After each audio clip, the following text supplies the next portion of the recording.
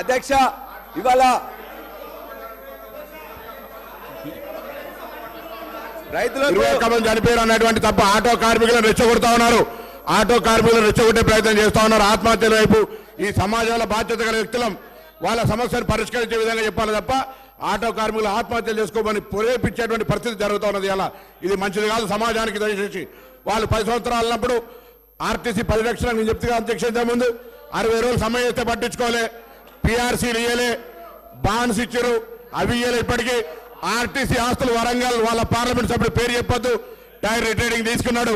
కరీంనగర్లో మాజీ పార్లమెంట్ సభ్యుడు ఒక మల్టీప్లెక్స్ కాంప్లెక్స్ కట్టుకున్నాడు. ఆర్మూర్ల శాసనసభ్యుడు ఇప్పటికి ఆర్టీసీకి బాగా వాళ్ళ గురించి మాట్లాడితే మళ్ళీ మీకు ఏమైతే ఒకసారి ఆలోచన చేయండి. ఆర్టీసీ రక్షణ మా బాధ్యత. 10 ఏళ్ళు ఎన్నడూ కూడా ఆర్టీసీ కార్మికుల పట్ల ఆలోచించిన వాళ్ళు ఒక రిటైర్డ్ ఎగ్జిక్యూటివ్ డైరెక్టర్ ముఖ్యమంత్రి గారు బంధువు చెప్పిందే చెప్తే మీకు వినబుద్ధి కాకపోతే ఏం చేస్తామే.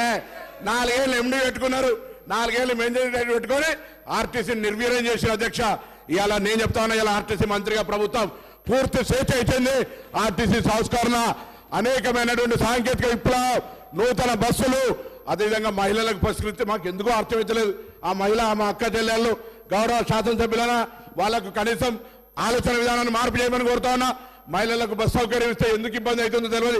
ఆటోలను రెచ్చగొడతా ఉన్నారు, ఏంది ఆటోలకు గిరాకీ మేము ఎక్కడ దెబ్బతీసినాం? ఆటోలకు కూడా మా ప్రభుత్వం ఎన్నికల హామీ ఇచ్చింది, దాని వైపు కూడా ఆలోచన చేస్తా ఉన్నాం.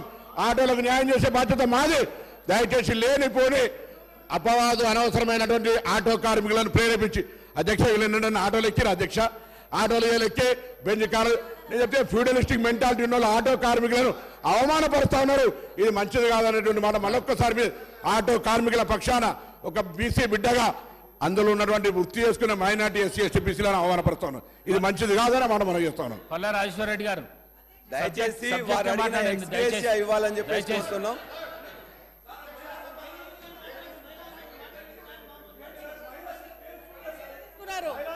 మా పేర్లు